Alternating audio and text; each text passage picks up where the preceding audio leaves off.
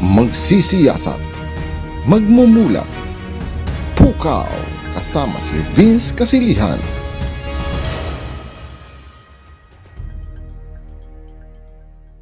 Viral po mga kababayan, yung litrato na ipinost ni Vice Governor Diday Co sa social media, particular sa Facebook, na ako rin mismo ay nag-share. Meron na itong 571 shares nung panahon na isinare ko. Pero wala pang ilang segundo na wala yung aking shared post. Ano itong litratong ito? Merong parada para iselebrar ang epikong Ibalon diyan po sa lungsod ng Legazpi. Ito ay para ipakita ang tapang, no, at paglaban ng mga epikong Ibalon. Ito po si Hanjong, si Baltog, at si Bantog. Sa litratong ito, kita natin na merong buhat-buhat na 3 tao ang mga kasama sa parada. Itong 3 taong ito ay mga politiko.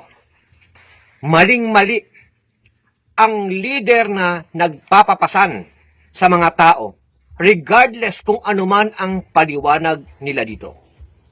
Tagapasan at mga pasanin.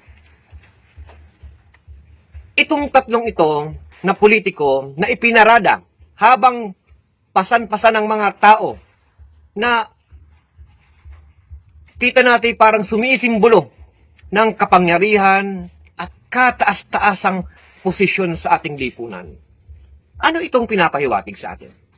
Ano ang gusto nitong ipakita sa mamamayang Bicolano?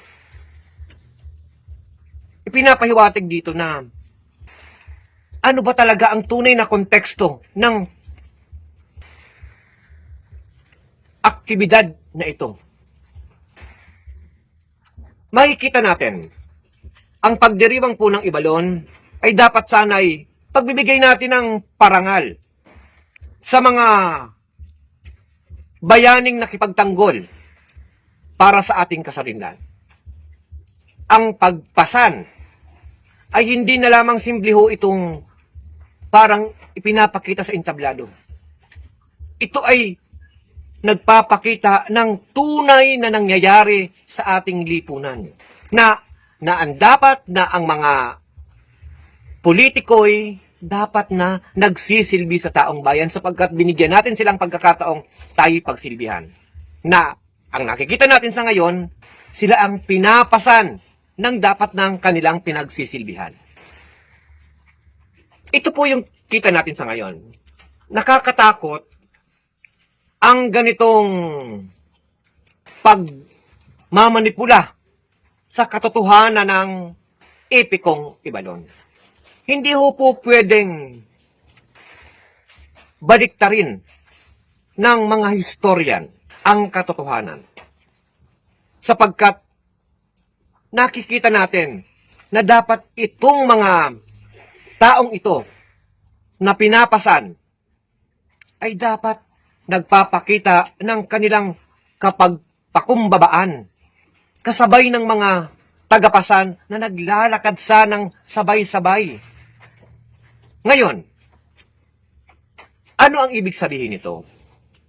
Nawawala ang tunay na esensya, ang tunay na kultura na dapat ipinapaalala sa atin ng kasaysayan, na dapat ang kwento ng Ibalon ay hindi simpleng parang piyestang dapat nating ginagawa ng panibagong kwento, kundi dapat ho nating tinitingnan at sinusuri ang katotohanan bakit natin siniselebra na hindi parang entablado, kundi yung kasaysayan ng ano ba talaga ang tunay na dahilan bakit tayo'y nakikipaglaban para sa ating kasarinlan. Magsisiyasat, magmumulat, pukaw, kasama si Vince Kasilihan.